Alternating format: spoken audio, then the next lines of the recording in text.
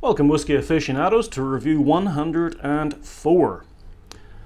Willett Kentucky Straight Bourbon Pot Still Reserve. It's 47%.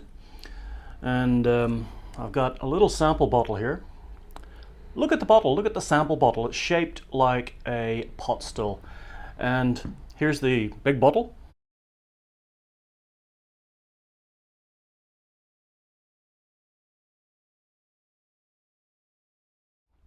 So that's absolutely just eye-catching. You know, if you want to sell a bottle of whiskey or you want to sell a bottle of bourbon, you can do something like that. It's so eye-catching. Who doesn't want to have that sitting on their shelf? But is the product good? Because a little bit of research, I've sort of seen that it's got a little bit of a bad rep. So I'm not a big bourbon drinker, but in truth, and this is going to shock the world, I drink Jack Daniels and Diet Coke when I go to the pub. So I don't drink much beer, but that's just what I drink. All right. When I go to the pub, at home I drink single malt whiskey, as you know, and a little bit of other stuff. So this one, it's the distillery itself, located in Bairdstown, obviously in Kentucky, in the good old US of A. The mash bill that I can pick out is around about, most likely, up to about 65% of corn, 20% wheat, and 15% of malted barley. And as I can already smell it from here, the nose, you know, I think that mash bill's probably right, because rye is used an awful lot in bourbon, and rye is what gives it a lot of the spiciness. The wheat would give it a lot more of a creamy sort of note, if you like. And this smells so, I don't know, lemon, almond, sort of freshly cut sort of fruits, tiny little bit of cinnamon maybe, but I'm not getting a lot of spice, you know. The other thing I should say is, you know, Pot Still Reserve. Pot Still Reserve. Would that suggest to you that it's been made in a pot still? Because it hasn't. This is made in a column still. So a little bit of deception there, but I think they're going back to the good old days. It's a depiction of the old pot still that they used. But this particular bourbon is made, correct me if I'm wrong, but this bourbon is made in a column still.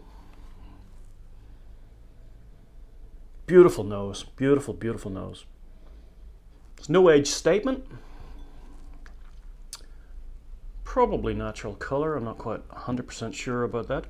But I do believe that this is in and around an 8 to 10 year old bourbon, which is quite good. It's very viscous, there's a lot hanging on to the sides of the glass. Let's taste it.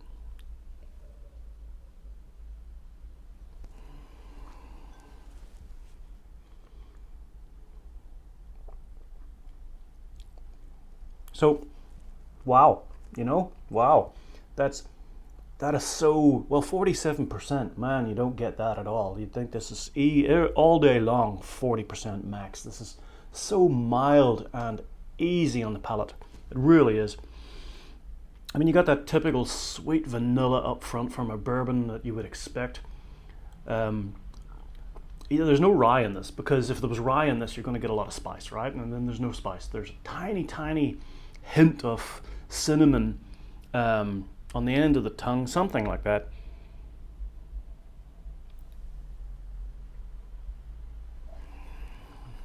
You've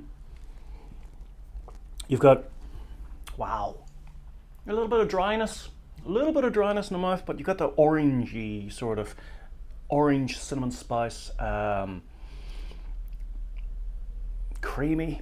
That's coming from the wheat, right? That's lovely, you know, and the finish, you know, it's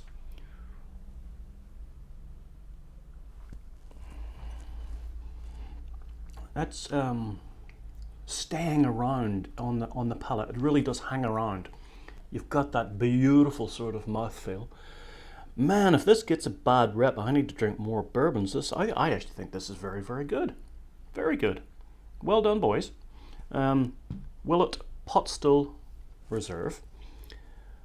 Look, I'm not going to score it, and the reason I would score it high, but I'm not going to score it, and the reason is I don't drink enough bourbon really to compare. Okay, so let's be brutally honest about that. But I like it myself personally, and value for money. Who doesn't want to have that bottle sitting on your shelf? It's beautiful, absolutely stunning, and the whiskey itself, sorry, the bourbon itself, American whiskey bourbon, it's around about $100. And yeah, the bourbon's bloody good as well. So make sure you subscribe, share the video, like the video. Not sure what's up next, but it'll be something nice. Sláinte. See you next time, guys.